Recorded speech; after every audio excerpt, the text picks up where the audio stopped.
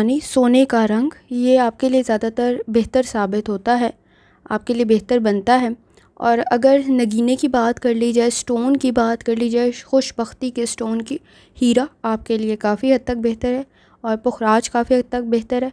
और कलर की आपको पता चल गया, जर्द, नारंगी, सुर्ख, ये भी आपके उसी चीज़ को रिप्रेजेंट कर रहा होता है, क्योंकि इस ज़ोडिएक साइन का जो प्लैनेट है, हाकिम सियारा जो है, वो भी सूरज है, शम्स है, वो भी उसी कलर को ही आपके लिए ज़्यादा सूटेबल साबित होते हैं जो उसका हाकिम सियारा होता है उस ज़ोडिएक साइन का।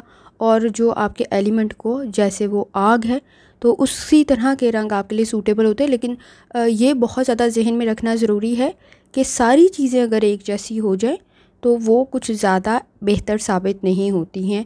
बहुत ज़्यादा रेपिटेशन का होना भी प्रॉब्लम क्रिएट कर देता है। और इसी तरह ही आपके नज़दीक अगर डे की बात कर ली जाए, दिन की बात कर ली जाए, तो वो इतवार का दिन बेहतर साबित होता है, यानी संडे, वो उसमें भी सन आता है, तो संडे आपके लिए ज़्यादा बेहतर होता है। और अगर डेट्स की, तारीख़ों की, नंबर्स की बात कर ली जाए, तो वो एक नंबर पर इसमें 19 भी होगा, 28 भी होगा, 37 भी होगा, 46 भी होगा, इसके अलावा 55 भी होगा, यानी हर वो डिजिट जो एक बना दे वो आपके लिए बेहतर साबित होते हैं। फूल की बात कर ली जाए तो वही रंग वाला फूल, सुर्ख गुलाब आपके लिए बेहतर साबित होता है।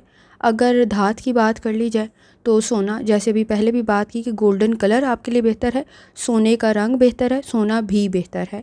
कंप्लीट वीडियो देखने के लिए प्लेलिस्ट चेक करें और चैनल को सब्सक्राइब करना और बेल आइकन को प्रेस करना मत भूलें। टुडे विद फातिमा को शुक्रिया।